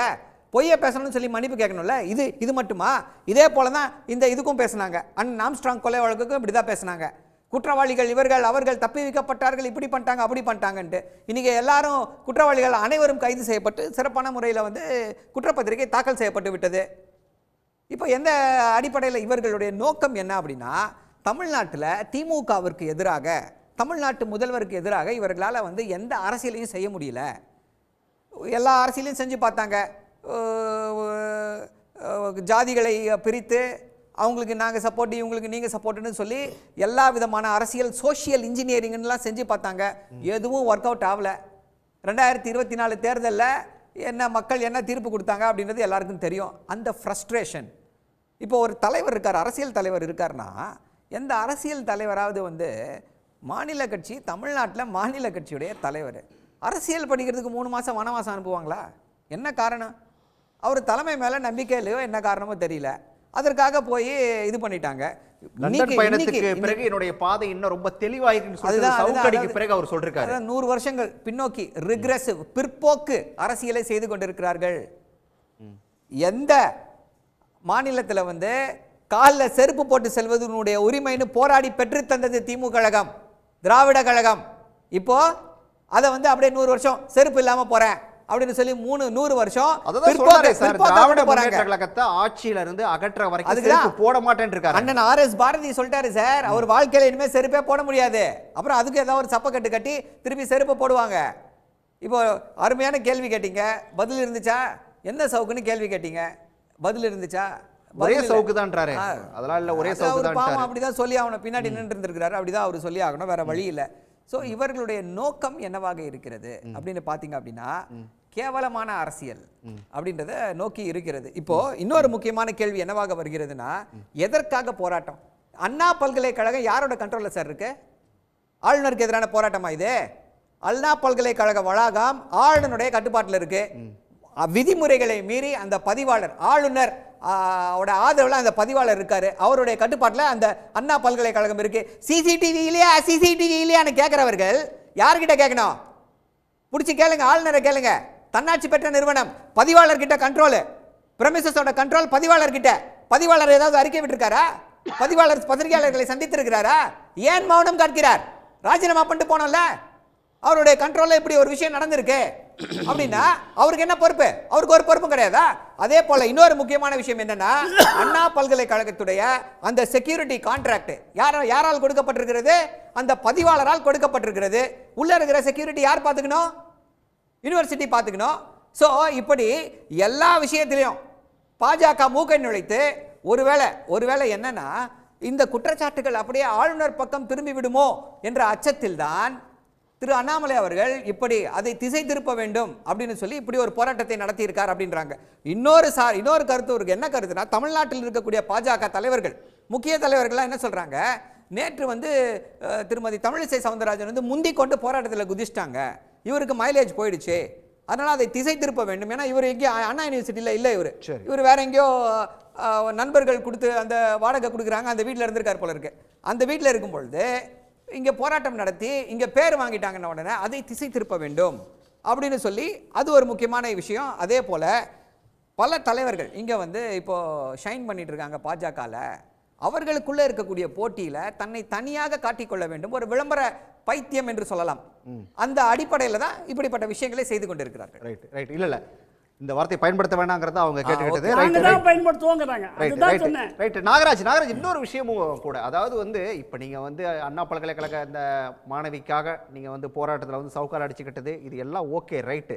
எல்லாரும் மாணவி பக்கம் தான் நிற்கிறாங்க, குற்றவாளியும் இந்த பக்கம் கைது செய்யப்பட்டிருக்காரு. இதே ஒரு கொஞ்ச நாளைக்கு முன்னாடி எவ்வளோ விஷயங்களை பேசுறீங்கல்ல, இதே அந்த கலாச்சேத்ரா பள்ளியில் ஒரு ஆசிரியரால் அந்த மாணவிகள் பாலியல் அந்த பலாத்காரத்துக்கு ஆளான போது எங்கே போச்சு பாஜகன்னு ஒரு கேள்வி வருது, இந்த பக்கம் எழுப்புறாங்களே. இல்லை, அதுக்கு முன்னாடி சரவணன் சொன்னார் அண்ணாமலை பல்கலைக்கழகம் கவர்னர் கண்ட்ரோல் இருக்குன்னார். சிபிஐ வசம் ஒப்படைக்கலாமே, கள்ளக்குறிச்சி கள்ளச்சாராயத்தையே ஒப்படைக்க. கொஞ்சம் நேரம் நான் கேட்ட கேள்விக்கான பதில் சிபிஐயே உள்ள வரக்கூடாதுன்னு சொல்றீங்க. நான் வரேன், அது பதில் சொல்லிடுறேன். சிபிஐயே உள்ள வரக்கூடாதுன்னு சொல்லி நீங்க சட்டம் போட்டு வச்சுட்டு அப்புறம் ஏன் கவர்னர் செய்யணும்? கவர்னருக்கு என்ன அதிகாரம் இருக்கிறது? என்ன அதிகாரத்தை நீங்கள் கொடுத்துருக்கிறீர்கள்? ஒரு கேள்வி. 140 பேர் பாதுகாவலர் இருக்காங்க உள்ள. சிசிடிவியில் 20க்கு மேற்பட்ட சிசிடிவி வேலை செய்யல. பெண்கள் படிக்கிற கல்லூரி தொடர்ச்சியா 13 முறை குற்றம் நடந்திருக்கிறது. யார் பொறுப்பேற்றுக் கொள்ள வேண்டும்? 13 முறை குற்றம் நடந்திருக்கிறது. யார் பொறுப்பு? நான் பேசி முடிக்கிறேன். ஒரே நிமிஷம் நான் பேசி முடிக்கிறேன். அந்த பதிவாளர் ஒரே நிமிஷம், அதுக்கு பதில் சொல்லுங்க. நீங்க தயவு செய்து உங்க ஒரே நிமிஷம் நான் பதில் சொல்றேன். இதெல்லாம் காரணத்தை முதல்வரை ஒரு அறிக்கை விட சொல்லுங்க. இதுக்கெல்லாம் கவர்னர் தான் பொறுப்பு, நான் பொறுப்பு இல்லைன்னு அறிக்கை விட சொல்லுங்க. நான் ஏத்துக்கிறேன். ஒன்று. ரெண்டாவது, இப்போ 20 வழக்குகள் அவர் மேல, அந்த குற்றவாளி ஞானசேகரன் மேல 6 வழக்குகளில் தண்டனை பெற்றிருக்காரு. ஒரு ஃபெமிலியரான ஒரு குற்றவாளி ஒரு பெண்கள் கல்லூரி இருக்கிற இடத்துல ஒரு பிரியாணி கடை போட்டிருக்காரு. 13 முறை குற்றம் நடந்திருக்கிறது. இந்த பெண் தைரியமா கம்ப்ளைண்ட் கொடுத்துருக்காங்க. எங்க தலைவர் தெளிவா சொல்றாரு. எஃப்ஐஆர் என்ன சொல்றாரு? குற்றவாளி பெண்ணா இல்லை அந்த கயவனா என்கிற சந்தேகம் வருகிறது தான் அந்த படிச்சு காமிக்கிறாரு. பெண் பேரை சொல்லல, தலைவர் நல்லா சொன்னாங்க ஐயா, பேரை சொல்லல. இவ்வளவு கேவலமாக ஒரு எஃப்ஐஆரை போட்டு குற்றவாளியை தப்பிக்க விடுகிற நோக்கம் என்னன்னு கேட்கிறாரு. அதனாலதான் இது மக்களுக்கு தெரியட்டுங்கிறாரு. குற்றவாளியை இன்னைக்கு ஆவுடையார் கோயில்ல 3 மணி நேரத்துல குற்றவாளி கைது செய்யப்பட்டு தான் இருக்காரு சார். 13 முறை குற்றம் செய்தவன் சார், 13 முறை குற்றம் செய்தவன், 6 முறை தண்டனை பெற்றவன் மீண்டும் ஒரு குற்றத்தை செய்யறான்னா என்ன சார் நாடு இது? நம்ம எங்க கொண்டு போய் சொல்றது மக்கள்கிட்ட? இதை யார் ஏத்துக்குவா? இதை 3 குற்றச்சாட்டுக்கு மேல பண்ணா குண்டாஸ் மேல போடலாம். நீங்க பிரியாணி கடை வச்சிருக்காரு, போலீஸோடு நெருங்கி உறவு இருக்காரு, யாரோ ஒருவரோட தொடர்பு இருக்கிறாரு. என்ன நடக்குது சார்? நான் இன்னொன்னு கேட்கிறேன். நான் இந்த விஷயத்தை இன்னைக்கு ஆவுடையார் கோயில்ல வானதி சீனிவாசன் அவர்கள் போட்டிருக்காங்க. இதே திமுகவினுடைய சுற்றுச்சூழல் பிரிவினுடைய நிர்வாகி ஒருத்தர் அங்கு செவிலியரை படம் எடுத்து 10 லட்சம் பணம் கேட்டு மிரட்டியிருக்காரு. அந்த பெண்மணி தற்கொலைக்கு முயற்சி பண்ணியிருக்காங்க. இன்றைய செய்தி தொடர்கதை இது. உங்களுக்கு அதை பற்றி இந்த மக்களை பற்றி கவலை இல்லை. எங்க கவலைப்படுறீங்க நீங்க? யாரு தான் இதை கொண்டு போறது? யார்கிட்ட தான் சொல்றது? ஜனநாயகம்ங்கிறது போர்வையில் நீங்க தவறா எல்லாத்தையுமே செய்யறீங்க. ஜனநாயகத்தை பாக்கெட்ல வச்சுக்கிறீங்க, ஜனநாயகத்தை பீர் பாட்டில் போட்டு வச்சுக்கிறீங்க, ஜனநாயகத்தை பிரியாணியில் போட்டு வச்சிருக்கிறீங்க. என்ன செய்ய முடியும் தமிழ்நாட்டு மக்கள்? வெளியே நடக்கிறதுக்கு அஞ்சுறாங்க. ஈவில போட்டு வச்சிருக்கீங்க. போதைப் பொருள் கலாச்சாரம் தலைவிரித்து ஆடுகிறது. என்ன செய்யறது? அண்ணாமலை அவர்களை பொறுத்தவரை பேசி முடிச்சிடுறேன். ஒரே நிமிஷம். இல்ல நான் சொல்றேன் பாருங்க, தவறு யாரு செய்தாலும் தவறு தாங்க, அதுல மாற்றுக்கிறதே கிடையாது. சட்டம் இருக்கிறது, கொடுக்கலாம். எல்லாரையும் நான் சொல்லல, ஒரு கட்சியில 100 பேர் நியாயமானவன்னு சொல்லல. ஆனா ஒரு ஆளுகின்ற அரசுல தொடர்ச்சியாக குற்றம் செய்வர்கள் அத்தனை பேரும் அந்த கட்சி சார்ந்தவர்களாக இருந்தால், அந்த கட்சிக்கு ஆதரவாக இருந்தால், இப்போ இந்த அண்ணா பல்கலைக்கழக மாணவி விவகாரத்துல குற்றம் போதைப் பொருள் கலாச்சாரம் குற்றவாளியை கைது செய்யாம இன்னைக்கு வந்து கவர்மெண்ட் காப்பாச்சு, திராவிட முன்னேற்ற கழக அரசு காப்பாத்துச்சுன்னா சரவணன் நோக்கி நம்ம கேள்வி எழுப்பலாம், ஏங்க இப்படி பண்ணுது கவர்மெண்ட் அப்படின்னு சொல்லி கேட்கலாம். அரெஸ்ட் பண்ணியாச்சு சார், வேற என்ன பண்ணணும்? ஜாபர் சாதிக் வழக்குல ஜட்ஜ் சொல்றாரு, நான் வந்து இந்த வழக்கு எடுக்க மாட்டேன்னு சொல்றேன். சார் நான் இத கேட்டா அங்க 15,000 கோடி ரூபாய் 15,000 கோடி சொல்றேன் கேளுங்க. இல்ல சொல்ற ஒரு நிமிஷம் முடிச்சிடுறேங்க ப்ளீஸ். ஒரு நிமிஷம் 15,000 கோடி போதைப் பொருள் இன்னைக்கு தமிழ்நாட்டுல அந்த அளவுக்கு வந்து இன்னைக்கு போதை கலாச்சாரத்துக்கு முக்கியமான அடிப்படையாக இருக்கிறது. சார் மாத்தி போனோமா நம்ம போயிட்டே இருக்கலாம், நேரம் இல்ல. இதுக்குள்ள வாங்க, அண்ணா பல்கலைக்கழகத்துக்கு வாங்க. சவுக்கடி போராட்டத்துக்கு வாங்க சார். உண்மையா நானு அவருடைய நிலைமை என்ன இருக்குது? அவர் ஜட்ஜ் விசாரிக்கிறதுக்கு பயந்துக்கிறார் சார். இதுதான் நிலைமை இன்னைக்கு நீதிமன்ற நிலைமை. நீங்க அப்படித்தான் வச்சிருக்கீங்க நீதிமன்றத்தை, நீங்க அப்படித்தான் நீங்க காவல்துறை வச்சிருக்கீங்க. எங்களுக்கு வழியே தெரியல சார். நாங்கெல்லாம் போராடி சலிச்சு போயிட்டோம் சார். ஒரே நிமிஷம் மக்கள் மேல ஆசை, நேரம் ரொம்ப குறைவா இருக்கு. என்ன அப்படின்னா இப்போ ஏதோ சொன்னாரு, திமுகல வந்து யாரோ ஒருத்தர் மேல இது மாதிரி போட்டுட்டாங்க, எங்களுடைய தலைவி இதை போட்டிருக்காங்கன்ட்டு. நான் ஒரே ஒரு சின்ன எடுத்துக்காட்டுக்கு படிச்சு காமிக்கிறேன். நாகர்கோயில் அருகே பெண் மருத்துவருக்கு பாலியல் தொல்லை அளித்த புகாரில் பாஜக பிரமுகர் நாஞ்சில் ஜெயக்குமார் கைது செய்யப்பட்ட நாஞ்சில் ஜெயக்குமார் மீது 10க்கும் மேற்பட்ட வழக்குகள் இதுல உள்ளது. பாஜக மாநில பொருளாதார பிரிவு தலைவர் எம்எல் ஷா மீது போக்சோவில் வழக்கு பதிவு. பைக் வாங்கி தருவதாக கூறி 15 வயது சிறுமிக்கு பாலியல் தொல்லை கொடுத்ததாக புகார். இல்ல சரவணன் தப்புங்கிறது வந்து அது வந்து யார் செஞ்சாலும் தப்புதான். அது வந்து திமுக வந்தாலும் சரி, அதிமுக வந்தாலும் சரி, பாஜக வந்தாலும் சரி, நாம் தமிழர் வந்தாலும் சரி, யார் செஞ்சாலும் தப்புதான். ஆனா இவங்க என்ன பண்றாங்க, எல்லா கஞ்சா வியாபாரிகள் எல்லாரையும் பாஜகவுல சேர்த்துக்கிட்டு பாஜகவுல வந்து பொறுப்பு கொடுத்துட்டு இங்க வந்து கஞ்சா இதவை சேர்ந்த புளியங்காட்டை சேர்ந்த அஞ்சலை கஞ்சா வியாபாரி என்ன சொல்லி இவங்க எதுக்கு பொறுப்பு கொடுத்தாங்க பாஜகல? ஒரே ஒரு கேள்வி மட்டும். இந்தியாவுல வந்து போதைப் பொருள் புழங்குதுன்னா அதற்கு இந்தியாவுல போதைப் பொருள் புழங்குதுன்னா அதற்கு ஒரே காரணம் பாஜக தான். குஜராத் வழியாக பல 1000 கோடிகள் ஒருத்துள்ள போதைப் பொருட்களை இந்தியாவுக்குள்ள நுழைய விட்டுட்டு இந்தியாவை போதை நாடாக மாற்றுவது பாஜக தான். இதற்கு ஒரே காரணம் ஒன்றிய அரசுடைய கையாலாத்தனம். ரைட் மில்டன், எங்களுக்கு வந்து போராடுறதுக்கு இதுக்கு மேல வேற வழியே தெரியல, அதனாலதான் எங்க தலைவர் எடுத்தாரு அப்படின்னு சொல்லி நாகராஜ் சொல்றாரு. எப்படி பாக்குறீங்க இந்த விஷயத்தை நீங்க? பிஜேபி சார்பாக பேச வந்திருக்கக்கூடிய திரு நாகராஜ் அவர்கள் கொடுத்த பேமெண்ட்டுக்கு உண்மையா இல்லாம கூடுதலா சில தனிப்பட்ட தாக்குதல் வேண்டாம் சொன்னாரு. நான் சொல்றேன் அது அதனால ஒன்றும் தப்பு இல்லை.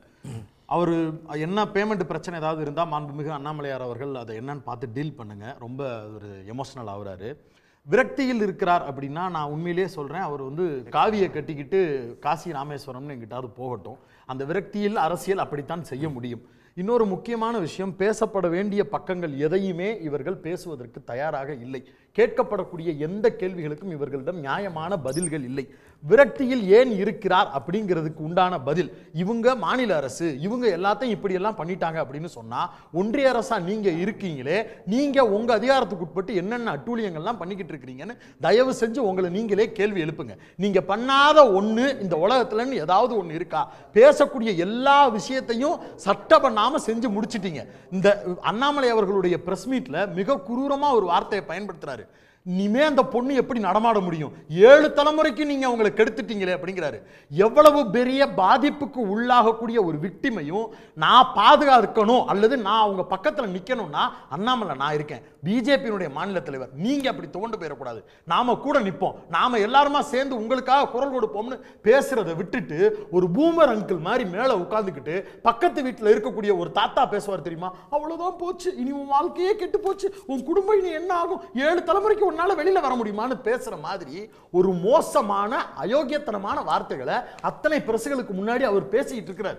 இது அந்த பாதிக்கப்பட்ட குழந்தையினுடைய இடத்துல இருந்து, அந்த மாணவியினுடைய இடத்துல இருந்து, அவங்க சுற்றி இருக்கக்கூடிய இடத்துல இருந்து யோசிச்சு பார்த்துருக்காங்களா? அந்த கல்லூரி நிர்வாகத்தில் அந்த அந்த உள்ளுக்குள்ள கேம்பஸுக்குள்ள என்ன மாதிரியான ஆர்குமெண்ட் வரும்? இவர் உட்கார்ந்து இன்னைக்கு காலையில 10 மணிக்கு MS பாஸ்கர் மாதிரி சாட்டையால அடிச்சுக்கிட்டாரு. அன்னைக்கு காலையில இருந்து இன்னைக்கு ராத்திரி வரைக்கும் அண்ணா யூனிவர்சிட்டி கேம்பஸில் இருக்கக்கூடிய இளைஞர்கள் மத்தியில் என்ன விஷயம் பேசு பொருளா இருக்குன்னு இவங்க ரியலைஸ் பண்ணி இருக்காங்களா? மாணவிக்காக போராடி இருக்கோம், கிளம்பி போய் பார்த்துருக்க வேண்டியதானே சார்? அந்த மாணவியோடு துணை நிற்கிறேன்னு நீங்க பேசிருக்க வேண்டியது சார். கேம்பஸுக்குள்ள போயிருக்க வேண்டியதானே சார்? உண்மையிலே நீங்க அந்த பிரதான பிரச்சனைகள் என்னென்ன இருக்குன்றத கேட்டிருந்திருக்க வேண்டியதானே சார்? உங்க ஆளுநரை VC-யை ஏன் இன்னும் நியமிக்காம இருக்கிறோம், அதுக்கு நம்ம இந்த வேலையை பார்த்திருக்கணுமே நீங்க கேட்டிருக்கலாமே சார். உணர்வு பூர்வமா உங்க வீட்லயும் பொண்ணு இருக்குன்னு நீங்க உதாரணமா சொன்னீங்கன்னா இதெல்லாம் செஞ்சிருக்கணுமே சார். இது எதையுமே நீங்க செய்யாம அடையாள அரசியலுக்காக போயும் உங்களுடைய கட்சி அரசியல் லாபத்துக்காண்டி ஒரு விஷயத்தை பேச வேண்டிய விஷயத்தை, அந்த மாணவர்களுடைய உண்மையான பிரச்சனையை பேசவே விடாம பண்ணிருக்கீங்க சார். உண்மையிலேயே அண்ணாமலைக்கு மிகப்பெரிய பாதிப்பு ஏற்பட்டிருக்கிறது. அரசியலா அவருடைய பொலிட்டிக்கல் கெரியர்ல மிகப்பெரிய வெற்றிடத்தை அவர் அடைந்திருக்கிறார். வெளியூர் போயிட்டு வந்ததுல இருந்து லைம் லைட்டுக்குள்ள தமிழ்நாடு பாலிடிக்ஸ்ல அவரால் என்ட்ரி பண்ணவே முடியல. ஏதோ ஒரு ரேக கோடு வரைஞ்ச மாதிரி அந்த சாக்பீஸ் கோட்டை கால் வச்ச உடனே தூக்கி அடிக்குது. ஒரு பக்கம் நடிகர் ஒருத்தர் அரசியலுக்கு வந்துட்டேன்னா அவர் பேசு பொருளா மாறுறாரு. அவர் ஒரு ட்வீட் போட்டாலே நீங்க எல்லாம் பிரேக்கிங் நியூஸ் ஆக்கி அவரை பேசு பொருளாக்கிறீங்க. இன்னொரு பக்கம் எடப்பாடி அவர் ஸ்கோர் பண்றாரு, பேசுறாரு. இன்னொரு பக்கம் நாம் தமிழர் கட்சி ஸ்கோர் பண்றாங்க. இப்படி எல்லா கட்சிகளும் ஸ்கோர் பண்ற இடத்துல நம்மளுக்கு ஒரு ஸ்பேஸே கிடைக்க மாட்டேங்குது. நம்ம சொந்த கட்சியில் இருக்கக்கூடிய தமிழிசை சவுந்தரராஜன் அவர்களே போராட்டத்தை முன்னெடுக்கிறாங்க. அவங்க பேசு பொருளா மாறிக்கிட்டு இருக்காங்க. அவங்க நம்ம கட்சிக்குள்ள எல்லாத்தையும் அயோக்கியனா உள்ள வச்சிருக்கிறோம் அப்படின்னு ஒப்புதல் வாக்குமூலம் கொடுக்குறாங்க. இது எல்லாம் சேர்ந்து அவருக்கு என்ன பண்றதுன்னு தெரியாம பீர் பிரஷர் வெடிச்சிட்டாரு. கிட்டத்தட்ட விரல் விட்டு எண்ணக்கூடிய அளவுலாம் இல்ல, நூற்றுக்கணக்கான அக்யூஸ்டுகள் பிஜேபிக்குள்ள இருக்கிறாங்க. இவங்க எல்லாம் உள்ள வந்திருக்கிறாங்க. நான் மாநில தலைவரா இருந்திருந்தா இவங்க எல்லாம் விட்டுருக்க மாட்டேன்னு சொன்னது திமுக காரங்க இல்ல, பிஜேபியில முன்னாடி மாநில தலைவர் நித்யானந்தன். உங்க பார்வை நிறைவா இந்த போராட்டத்தை பத்தி சொல்லுங்க. போராட்டம் கேலிக்குரியதாக நகைச்சுவைக்குரியதாக இருக்கிறது என்று சொன்னார்கள். நான் அந்த விஷயத்தை தான் எடுத்துக்கிறேன். நீங்கள் தலைப்பது தான். சரி. அதனால் 1000 அரசியல் பேசிப்பாங்க. ஏன்னா மடைமாற்றம் செய்வது யார் என்று எல்லாருக்கும் தெரியும். திராவிட முன்னேற்ற கழக அரசும் காங்கிரஸ் அரசும் எப்படி மடைமாற்றம் செய்து கொண்டிருக்கிறது என்பது நாடறியும். அதனால் யாருமே பாடம் எடுக்கணுங்கிற அவசியம் பாரதிய ஜனதா கட்சி கிடையாது. ரெண்டாவது, அண்ணாமலை அவர்கள் இப்படி செயல்படுவது நியாயமா? ஒரு தலைவர் இப்படி செயல்படலாமா அப்படிலாம் கேட்டார் SV சேகர் கூட. அதுக்கு நேரம் இல்லை, நான் சொல்ல முடியல. அண்ணாமலை தமிழ்நாட்டுக்கு தலைவர் என்றது தனித்தமிழ்நாடு அப்படிலாம் இல்லை. ஒரு அகில இந்திய கட்சியினுடைய தமிழக தலைவர். அவருக்கு மேலே ஆளுங்க இருக்காங்க, கவனிக்கிறாங்க. SV சேகரை காட்டிலும் கூர்ந்து பார்க்குறவங்க இருக்காங்க, பொறுப்புள்ளவங்க இருக்காங்க. அதனால் அவர் அந்த மாதிரி பேசுகிறது அவருக்கு அழகில்லை. ஏன்னா நல்ல மனுஷன் தான், அவருக்கு அழகு கிடையாது.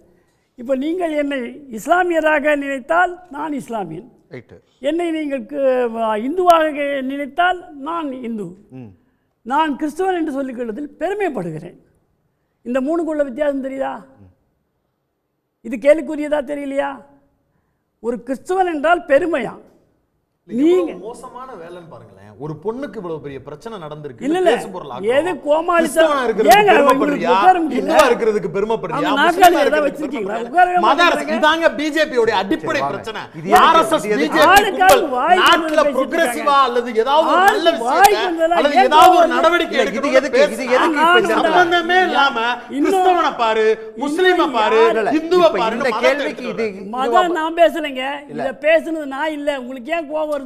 யார் பேசுறாலும் இப்ப ஏங்க அதை எடுத்துட்டு வரீங்க? இப்ப எங்க வீட்ல நான் இப்ப கிளம்பி வரும்போது கார்ல ஏறதுக்கு முன்னாடி பெட்டி கடைக்காரன் அண்ணே என்னை கூப்பிட்டு, தம்பி தேன் மிட்டாய் இருக்கு வேணுமா, தேங்காய் பருப்பி இருக்கு வேணுமான்னு கேட்டாரு. யார் கோமாளித்தனம் பண்ணுகிறாங்கன்றதுக்காக சொல்றேன். இல்ல சார், சம்பந்தமே இல்லாம பேசிக்கிட்டு இருக்காரு. டீ சூடாவே இல்ல, எனக்கு இன்னொரு டீ சூடா கிடைக்கும். சம்பந்தமே இல்லாம நான் பேசுறேன். மில்டன் சம்பந்தமே இல்லாம பேசுறாருங்க. எல்லா பிரச்சனையிலயும் மதத்தை எடுத்துட்டு வரும்போதெல்லாம் இப்படி பக்கத்துல உட்கார்ந்து நாலு போடு சரி, அவரே இல்ல அவருக்கான நேரத்துல பேசுறதுக்கு யோசிக்கணும். சம்பந்தமே இல்லாம மதத்தை அடுத்தவங்கள பேச அனுமதி. சரி வாங்க வாங்க. இது தமிழ்நாடு, இப்படிதான் ரியாக்ஷன் இருக்கும். அவரே உளறி மில்டன் விடுங்க. அவருக்கான நேரம். நான் பேசும்போது இப்படி உளறிட்டா என்ன அர்த்தம்? என்னத்தையாவது பேசிக்கிட்டு இருந்தா? ஆமா, இந்த போராட்டத்துக்கு வாங்க சார். இந்த போராட்டத்துக்கு வாங்க சார். முடிவு சொல்லும்போது அந்த உளறுங்க. நான் பேசும்போது பேசாதீங்க. நித்யானந்தன் சார், அண்ணாமலையோட போராட்டத்துக்கு இப்ப உளறுவாங்க. வரேங்க. இது கோமாளித்தனம் அல்ல. நான் இன்றைக்கு நடந்தது கோமாளித்தனம் இல்லை. சரி, இது நஞ்சு கலந்த கோமாளித்தனம். இன்றைக்கு நடந்த நஞ்சுகளில் பிஞ்சு உள்ளங்களை கருதி அடித்து கொண்ட அந்த கோமாளித்தனம் நீங்கள் நினச்சிங்கன்னா அது கோமாளித்தனம். புரியுதுங்களா? கலாக்ஷேத்ரா நீங்கள் கலாக்ஷேத்ராவில் என்ன நடவடிக்கை அப்படின்னா எஃப்ஐஆர் என்ன இருக்குது? இல்லை வழக்கறிஞர் இருக்காரு. இல்ல சார் அந்த போராட்டத்துக்கு எங்க வந்தீங்கன்னு தான் கேட்டேன். பாஜக எங்க வந்துச்சு? யார் தண்டிக்கப்பட்டிருக்கிறாரு? கலாக்ஷேத்ரா எஃப்ஐஆர் வெளியே வந்ததா? யார் தண்டிக்கப்பட்டார்கள்? பத்மா சேஷாதிரியில் யார் தண்டிக்கப்பட்டார்கள்? ஏதாவது உண்டா? இல்லைல்ல. அதே அண்ணா நகரில் உள்ள பள்ளிக்கூடத்தில் யார் தண்டிக்கப்பட்டார்கள்? இல்லை எஃப்ஐஆரே இல்லை. அதனால கலாச்சேத்ராவுக்கு வந்து பாஜக வந்து களமிறங்கி போராடிச்சா? சொல்றேன், பாரதிய ஜனதா இறங்குதா இல்லையான்னு அவங்க பதில் சொல்லட்டும். நானும் சொல்றேன் அதுக்கு வேண்டாம். சரி. ஆனால் அதில் என்ன நீதிமன்றம் சொல்லியிருக்கிறது? எதுக்கு யாருக்காவது குற்றவாளி என்று சொல்லியிருக்கிறார்களா? பாஜக அது இல்லாம இது குற்றவாளின்னு சொல்லியிருக்கேன், இது யாருன்னு சொல்லியிருக்கேன். புரியுதுங்களா உங்களுக்கு? நீதிமன்றம் அரெஸ்ட் பண்ணியாச்சே சார். கொஞ்சம் பேசாம இருங்க சார். இதுல வந்து குற்றவாளி யாரு அப்படிங்கறத வந்து காவல்துறை வெளியே விட்டாங்க சார். இதுல குற்றவாளி யாரு அப்படிங்கறத காவல்துறை புகார் கொடுத்த 3 மணி நேரத்துல அரெஸ்ட் பண்ணாங்களா இல்லையா? பேச விடுறீங்களா? இவங்க 2 பேர் வர, நீங்க வேற நடுவுல பேசிக்கிட்டு. ஆமா சார், கேட்டேன் சார். ஆமா, கேளுங்க. நான் கேக்குறேன் சார். கேளுங்க. நீதிமன்ற வளாகத்தில் நடந்தால் அரசு பொறுப்பில்லை, சட்ட அமைச்சர் சொல்றார் ரகுபதி. நீதிமன்றத்தில் நடந்தால் அரசு பொறுப்பில்லை. பல்கலைக்கழகத்துள்ளே நடந்திருந்தால் இந்த அரசு பொறுப்பில்லை, கவர்னர் தான் பொறுப்பு. புரியுதுங்களா? எங்கே சட்டம் ஒழுங்கு சீர்கட்டாலும் இது போன்ற ஒரு கேவலமான நடந்தாலும் கூட அது அரசு பொறுப்பே இருக்காது, நிம்மதியாக இருப்பாங்க. தொடர்ந்து குற்றவாளியாக பெட்ரோல் குண்டு வீசிய ஒருவன் கவர்னர் வீட்டு முன்னாடியும் பெட்ரோல் குண்டு வீசுறான். எந்த அளவிற்கு போலீஸ் அவன் பின்னாடி போயிருக்கு? இவன் குற்றவாளி. எந்த அளவுக்கு போலீஸ் இவன் அண்ணா பல்கலைக்கழகத்துக்குள்ள அனுமதிச்சிருக்கு பார்த்துருக்காங்களா? இவன் மேலே வழக்கு இருக்குல்ல, பல்கலைக்கழகம் எதுலேயே வைப்பாங்களா பிரியாணி கடை? அதனால் என்ன வேணால் பேசலாம் அப்படின்னு சொல்லாதீங்க. நிறைய விஷயங்கள் இருக்குது. இந்த மாதிரி தன்னுடைய கடமை என்ன இருக்கிறதோ அதிலிருந்து தப்பித்துக் கொள்வதற்கு லாவகமாக பேசி சாதுரியத்தை காட்டுவது, தங்களுடைய புத்திசாலித்தனத்தை காட்டுவது, இதுதான் தவறு. ரைட். சரவணன் நிறைவா. அதாவது தமிழ்நாட்டில் இந்த சட்ட ஒழுங்கு பிரச்சனை, இந்த மாதிரி பாலியல் ரீதியான புகார்கள், இது எல்லாம் அடுத்தடுத்து நடந்துகிட்டே இருக்குது. இதை வெளிக்காட்டுறதுக்கு இந்த தலைவர் வழியே தெரியாம தான் இப்படியான ஒரு போராட்டத்தை கையில் எடுத்தார் அப்படிங்கிறது நாகராஜனோட குற்றச்சாட்டு. என்ன பதில்? இல்லை இப்போ அதாவது தமிழ்நாட்டில் வந்து இந்தியாவில் எந்த மாநிலத்தையும் விட மிக மிக அதிகமான குற்றங்கள் நிகழ்ந்து கொண்டே இருக்கிறது. இவற்றை வந்து இங்கே இருக்கக்கூடிய காவல்துறை வந்து கட்டுப்படுத்த முடியல, இல்லை வந்து இவர்களால் வந்து குற்றவாளிகளை கண்டுபிடிக்கவே முடியவில்லை, குற்றவாளிகள் தப்புவிக்கப்படுகிறார்கள் அப்படின்னா நீங்கள் வந்து சட்டம் ஒழுங்கு சரியில்லை என்று சொல்லலாம். சேலஞ்ச் பண்ணுறோம். 3 வருடங்களில், கடந்த 3 வருடங்களில் திமுக ஆட்சிக்கு வந்த பிறகு ஏதாவது ஒரு குற்றவாளி தப்புவிக்கப்பட்டிருக்கிறார் அப்படின்னு சொல்லி ஏதாவது ஒரு குற்றச்சாட்டு வந்திருக்கா? ஐயா, திமுக எம்பி ஒருத்தர் கைது செய்யப்பட்டு சிறையில் அடைக்கப்பட்டார், அவர் மேலே குற்றம் சுமத்தப்பட்டது என்பதற்காக பாஜக எம்பிக்கு என்ன பண்ணாங்க? சிவப்பு கம்பள வரவேற்பு. பாலியல் துன்புறுத்தல் செய்த பாஜக எம்பிக்கு பாராளுமன்றத்தில் சிவப்பு கம்பள வரவேற்பு. பில்கிஸ் பானு கேஸில் எல்லாரையும் ப்ரீமெச்சூர் ரிலீஸு. இதே போல் ஆசிபா வழக்கில் நீதி இது வேணும்னு சொல்லி போராட்டம் நடத்துகிறார்கள். அவனை வெளியில் விடணும்னு சொல்லி அவனுக்கு போராட்டம் நடத்துகிறாங்க. இப்படிப்பட்ட மோசமான கட்சி பாஜக. அவங்களுக்கு வந்து தமிழ்நாட்டில் சட்டம் ஒழுங்கு சரியான முறையில் இயங்கி கொண்டிருப்பது பிடிக்கவில்லை, வயிற்றெரிச்சலை கிளப்புகிறது. தமிழ்நாடு போலீஸார் சிறப்பான முறையில் செயல்பட்டு வராங்க. எந்த விதமான ஒரு அதற்கு தான் உதாரணமாக நம்ம லாவண்யா வழக்கை எடுத்துக்கலாம், எந்த வழக்கு வேணாலும் எடுத்துக்கலாம். ஏதாவது வழக்கு முடிச்சு அவிழ்க்கப்படாமல் இருக்கிறதா, இல்லை குற்றவாளிகள் கைது செய்யப்படாமல் இருக்கிறார்களா, இல்லை அவர் இந்த கட்சியை சேர்ந்தவர் என்றதால் கைது செய்யப்படாமல் இருக்கிறார்களா, வழக்கு பதிவு செய்யப்படாமல் இருக்கிறதா? பொள்ளாச்சி வழக்கில் என்ன நடந்துச்சுன்னு தெரியும். அந்த வழக்கை வந்து தாக்கல் செய்ய போத அண்ணன், அந்த விக்டிமோட அண்ணன் அடித்து உதைக்கப்படுகிறார் அதிமுக குண்டர்களால். எப்போ கைது செய்யப்படுகிறார் அவர்? வழக்கு சிபிஐக்கு மாற்றப்பட்ட பிறகு போராட்டங்களை நடத்தி சிபிஐக்கு வந்து வழக்கு சென்ற பிறகு அதிமுகவில் இருக்கக்கூடியவர் கைது செய்யப்படுகிறார். இங்க அப்படி ஏதாவது ஒரு விஷயத்தை சொல்ல முடியுமான்னு கேட்கிறோம். கிடையாது. சும்மா இங்க உட்காந்துட்டு நீலி கண்ணீர் வடித்துக் கொண்டிருக்கிறார்கள். உங்களுக்கு நீங்க வந்து ஒரு ஸ்டாண்ட் தான் சார் எடுக்க முடியும். தமிழ்நாட்டில் இருக்கக்கூடிய பெண்களுக்காக எங்களுடைய இதயம் வந்து கணக்கிறது, கண்கள் பணிக்கிறது அப்படின்னா மற்ற இடங்கள்ல நடக்குதே அதெல்லாம் நீங்க அப்படியே கண்மூடி போயிடுவீங்களா? சரி. மனிதர்கள் தானே நீங்க, ரைட். மனித தன்மை இருக்குல்ல உங்களுக்கு. அப்போ எல்லாரையும் ஒரே மாதிரி தானே ட்ரீட் பண்ணணும், ஒரே மாதிரியான குரல் தானே கொடுக்கணும்.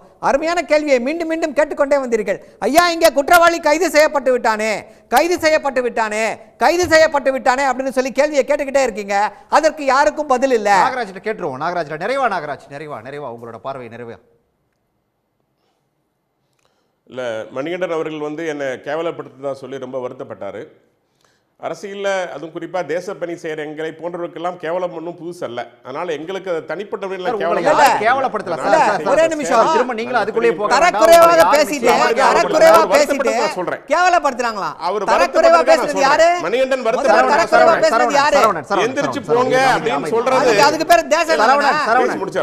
அதுக்கு பேர் தான் தேசம். ஒருமையில பேசுறது தான் தேசம். சரவணன் அமைதியா இருங்க, சரவணன் அமைதியா இருங்க. பேசி முடிச்சிடுறேன்.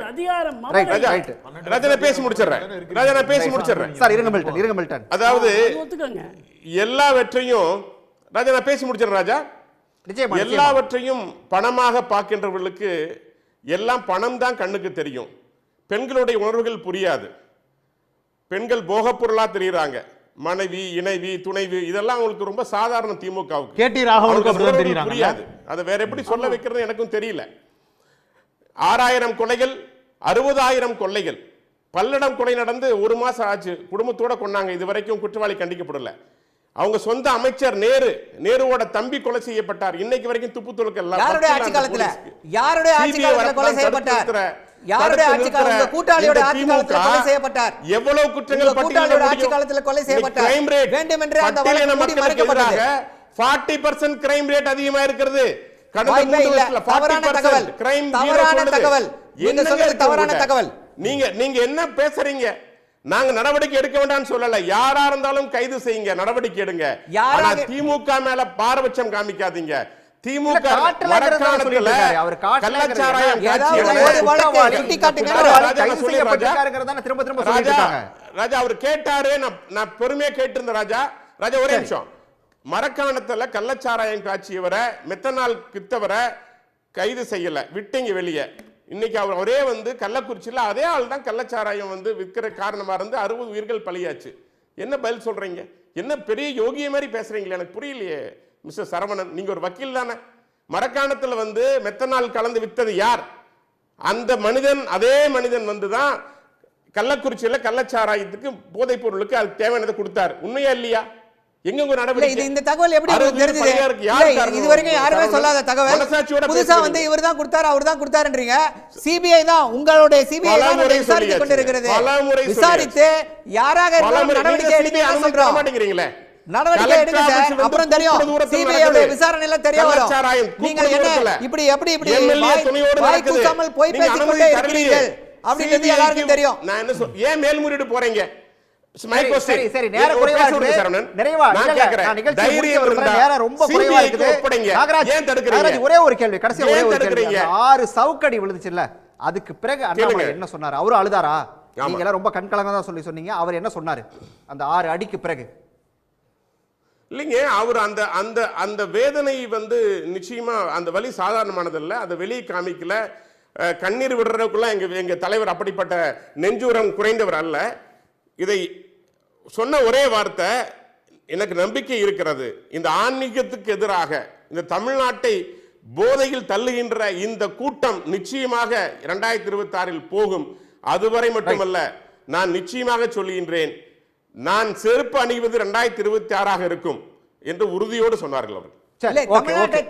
இந்தியாவை போதை நாடாக மாற்றிய அந்த புண்ணியம் யாருக்கு போகும் அப்படின்னா பாஜகவுக்கு தான் போகும்.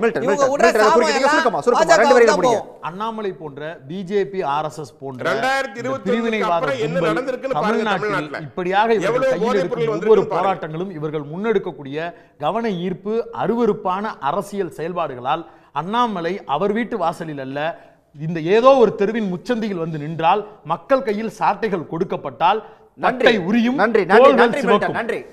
விவாதத்தில் பங்கேற்ற அனைவருக்கும் நன்றி. மீண்டும் ஒரு நிகழ்ச்சியில் சந்திக்கலாம் நேயர்களே. நன்றி, வணக்கம்.